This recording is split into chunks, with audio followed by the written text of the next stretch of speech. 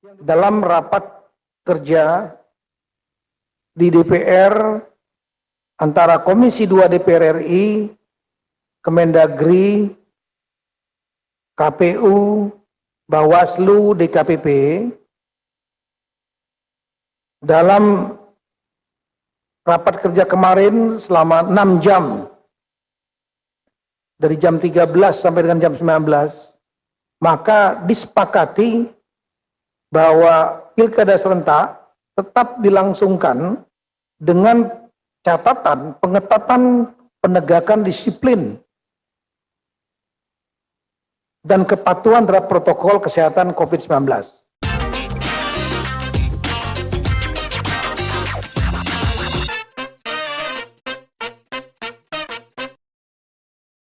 Mari kita bayangkan dengan model yang sederhana. Negara Indonesia ini kita ibaratkan tubuh manusia. Penduduknya adalah organ-organ di dalamnya. Dan untuk tetap menggerakkan organ-organ itu diperlukan aliran darah yang mengalir terus-menerus tanpa henti. Sekali aliran berhenti, matilah seluruh tubuh. Aliran darah ini kita sebut dengan nama ekonomi. Ketika ekonomi berhenti, maka hancurlah sebuah negara. Gak usah berhenti, berkurang saja alirannya, maka akan muncul kerusuhan karena kelaparan. Itulah yang terjadi pada masa pandemi ini. Ketika banyak orang tidak berani keluar rumah karena takut tertular, maka aktivitas ekonomi kita otomatis berkurang. Banyak orang yang tidak berani belanja atau bahkan tidak bisa belanja karena tidak punya uang. Dan aktivitas belanja ini disebut dengan konsumsi. Ketika konsumsi berkurang, maka pabrik yang memproduksi barang pun mengurangi produksinya. Akhirnya banyak pegawainya yang dipecat. Dan ketika para pegawai dipecat, mereka jelas jadi tidak punya uang. Dan karena mereka tidak punya uang, mereka juga tidak bisa membeli barang. Aktivitas konsumsi ekonomi pun berkurang. Seperti aliran darah yang tersumbat dan tidak bisa mengalir dengan lancar. Dan dalam situasi inilah negara mengumumkan kalau mereka ada di dalam situasi resesi. Inilah yang terjadi di Indonesia dan banyak negara lainnya di dunia.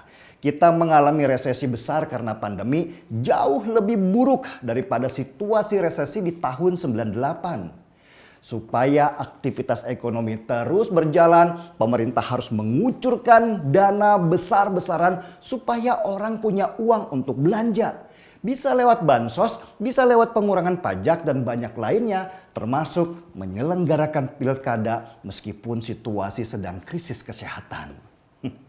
Pemerintah itu seperti orang tua. Mereka kadang ada pada dua pilihan yang sama buruknya. Mau fokus pada kesehatan atau pada ekonomi. Akhirnya mereka mencoba mengambil jalan tengah. Bagaimana bisa menyelesaikan masalah kesehatan tetapi ekonomi juga terus berjalan. Aliran darah tidak boleh berhenti. Karena itu di masa pandemi ini pemerintah mengucurkan dana sebesar hampir 700 triliun rupiah supaya negara tetap stabil dan aman. Itulah alasan kenapa pemerintah dan DPR tetap menyelenggarakan pilkada di tahun ini. Mereka berharap aktivitas pilkada di masing-masing daerah bisa mengalirkan ekonomi sehingga resesi tidak begitu parah. Ada 270 daerah yang menyelenggarakan pilkada di tahun 2020 ini. Dan di sana diperkirakan ada perputaran uang 10 triliun rupiah. Orang mendapat pekerjaan sebagai tim sukses, produksi alat kampanye, sampai kucuran dana iklan ke media-media lokal. Dengan begitu diharapkan tingkat konsumsi naik dan ekonomi di daerah itu bisa bertahan.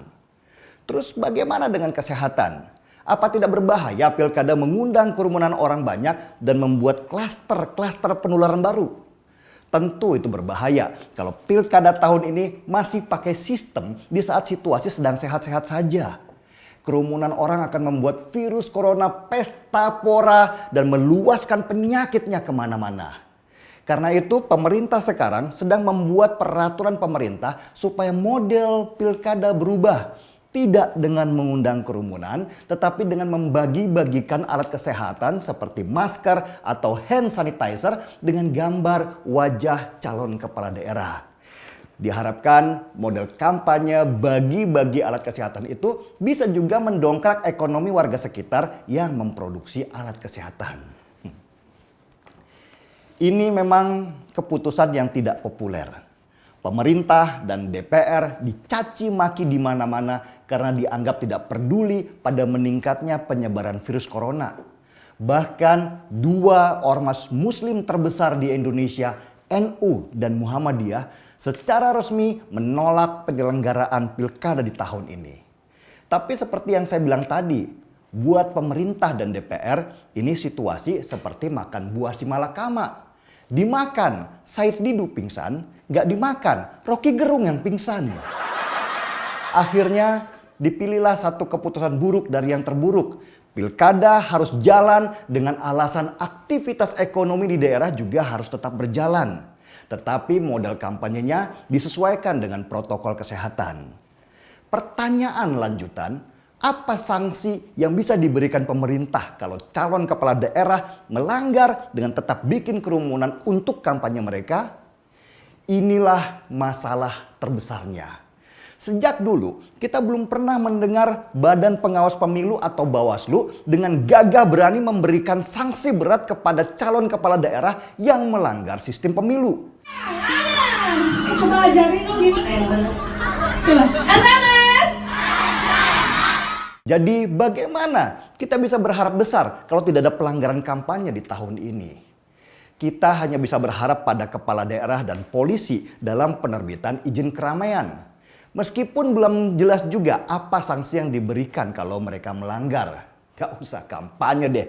Itu Gatot Nurmantio keliling kemana-mana kampanye kami dengan mengumpulkan orang. Gak ada yang berani kasih sanksi meskipun seperti di Magelang dikabarkan dia tidak punya izin keramaian.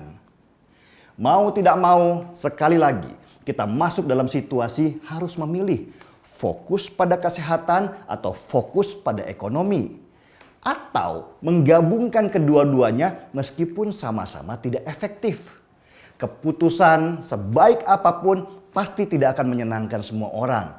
Tetapi setidaknya berani mengambil keputusan adalah ciri dari kepemimpinan. Saya seruput kopi dulu. Sekalian nanti kita bangunin Said Didu dan Rocky Gerung yang lagi sama-sama pingsan.